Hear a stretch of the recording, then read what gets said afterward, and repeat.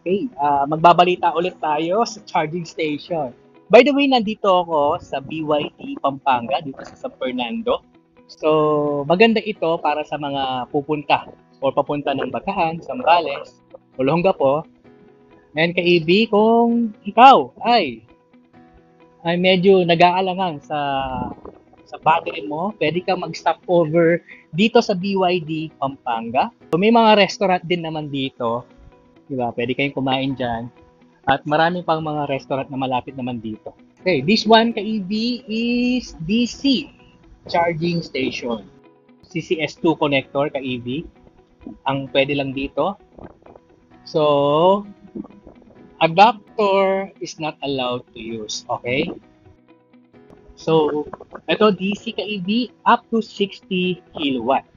Alright, ka-EV, ito ay available dito sa BYD Pampanga, but now under observation pa as of the moment itong ating charging na ito. So hindi pa siya gumagana sa ngayon, pero maybe next week or itong month na to ay gumana na rin naman. So by the way ka-EB, meron din sila dito.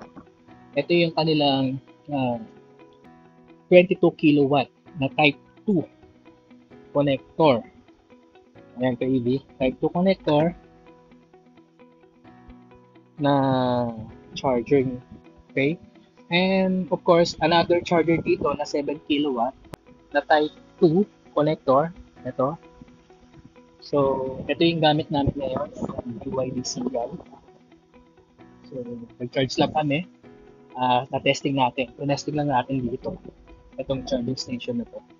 Ito ka-EV, libre pa ang kanilang pag-charge dito sa BYD.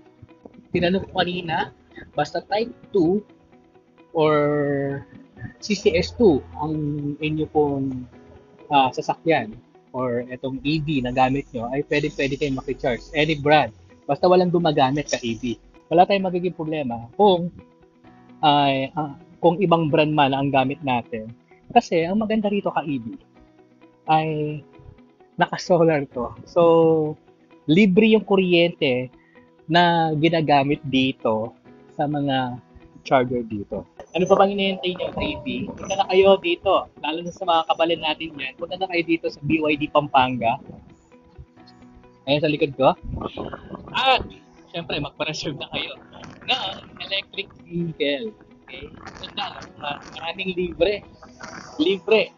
Makakapunta ka sa isang lugar na libre lang yung kuryenteng ginamit mo, ay malaking bagay na yon para sa atin.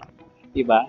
Anyway, sa mga hindi pa po nakaka-register or sa Philippine Electric Vehicle Summit, please mag-register na kayo. At marami po tayong mga electric vehicle na makikita doon at bagong ilo-launch din doon. So makikita natin doon sa EV, ang BYD din sila.